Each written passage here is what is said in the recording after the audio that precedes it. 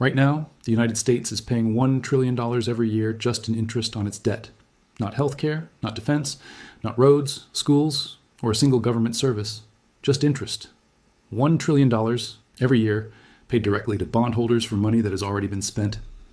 That number crossed $1 trillion for the first time in American history in 2024. In March 2026, it is still climbing, and it cannot be cut, negotiated, or voted away. It is the automatic, legally obligated consequence of $36 trillion in national debt growing at $2 trillion every single year. This is not a future warning. This is the present reality, and it has consequences for your money that most financial media is dramatically underexplaining. Welcome to Global Economy Today. If you want to understand the economic forces shaping your financial future, not the comfortable version, but the accurate one, subscribe right now. What we are covering today is one of the most consequential stories in modern American economic history, and it is happening right now. Let's start with how $36 trillion actually became possible. In 1980, the total U.S. national debt was $900 billion. The debt-to-GDP ratio was 32%. By any international standard, a manageable number. The federal government was large but not structurally insolvent. Then the acceleration began. 2 wars after September 11th, the 2008 financial crisis response, the 2017 tax cuts without corresponding spending reductions, and then the pandemic, $5 trillion added in 18 months, the fastest debt accumulation in American history outside of World War II. Each addition had its own logic. Each was defended as necessary or temporary, and each one compounded onto the base, making every future addition larger and every year's interest payment heavier. Here's the number that transforms this from history into a present crisis. In 2020, the average interest rate on U.S. debt was approximately 1.6%. The government was borrowing at historically low costs. The interest burden, while large, was manageable. Then inflation arrived. The Federal Reserve raised rates from near zero to over 5% in the most aggressive tightening cycle in 4 decades. And here is the mechanical consequence that almost no one is explaining clearly. The United States does not have a fixed-rate mortgage on its debt. It has a rolling obligation, constantly issuing new bonds to replace old ones as they mature.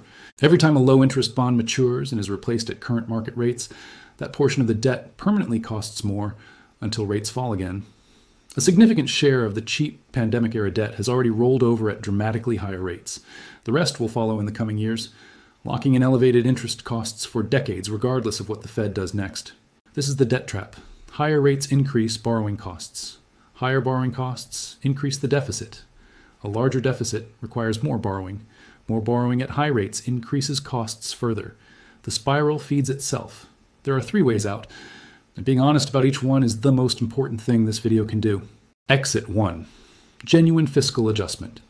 The government cuts spending, raises taxes, or both, bringing deficits under control and stabilizing the debt. This is the textbook solution. Canada did it in the 1990s. It requires years of political discipline and real economic pain. It is also the solution that has proven politically impossible in Washington for 3 consecutive decades. Meaningful cuts require touching defense, Social Security, or Medicare, programs with constituencies powerful enough to end political careers. Meaningful tax increases face identical resistance from the other direction. The result is permanent gridlock. And in a gridlock environment, the debt grows by default. Ask yourself honestly, in your lifetime, has the federal government ever made a serious multi-year effort to reduce the deficit that was not immediately reversed by the next administration? Exit 2. Outright default. The government tells creditors it cannot pay in full and negotiates reduced terms. For most countries, this is catastrophic, collapsing the currency and cutting off capital market access for years. For the United States, it is considered nearly unthinkable because U.S. Treasury bonds are the foundation of the entire global financial system. They are the collateral underlying trillions of dollars of international contracts. An American default would not be a domestic crisis. It would be a global financial catastrophe with no modern precedent. Exit 3. Inflation. The government does not explicitly default. It allows inflation to gradually reduce the real value of its debt obligations. A government that owes $36 trillion in nominal dollars benefits from inflation because those dollars become worth less in real terms over time. The debt is technically repaid, but in dollars worth significantly less than the dollars originally borrowed. This resolution mechanism is subtle, gradual, and deeply unfair to ordinary savers. It requires no vote. It does not appear on any ballot. It simply happens through money creation, fiscal pressure on the central bank, and the slow erosion of purchasing power that redistributes wealth from savers to debtors.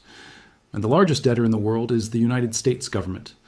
The inflation surge of 2021 to 2023 reduced the purchasing power of the dollar by approximately 20% in 3 years. Most Americans felt it directly.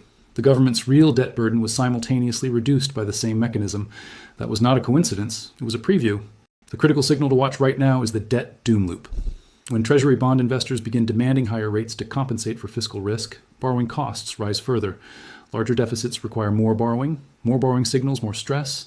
Stress pushes rates higher still. The loop accelerates until something breaks, through forced fiscal adjustment, through accelerating inflation, or through a loss of confidence in the dollar itself.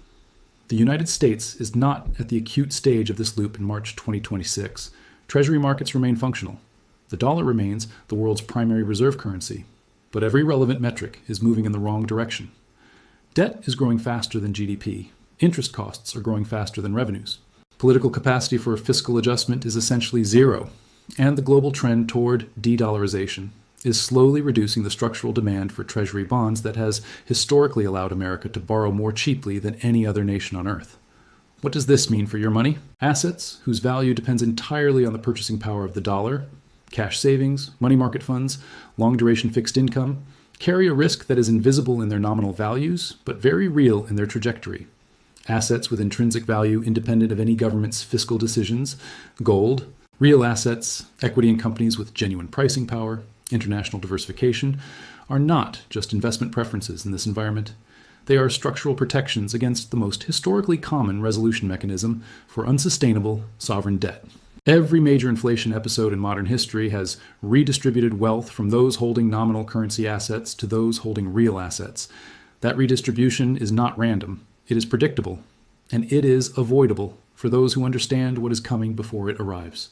The $36 trillion will not stop growing. The $1 trillion annual interest payment will not stop compounding. The political system will not suddenly discover the fiscal discipline that has eluded every administration for 30 years. The trajectory is set. The question is not whether the consequences arrive. The question is whether you understand them clearly enough to act before the market prices them in for you. The 2026 debt crisis is not approaching. It is already here, moving slowly enough that most people are not watching. And slow-moving crises are the most dangerous kind because they arrive fully formed before most people realize they were coming. If this gave you a clearer picture of where the American economy is actually heading, subscribe to Global Economy Today right now. Every week, structural, evidence-based economic analysis that mainstream financial media consistently underexplains. Like this video if it changed how you think about the debt trajectory. And leave a comment with the question on your mind. Does America find a way out of this spiral? Or is the math already too far gone? The debt does not care about optimism. It only responds to arithmetic.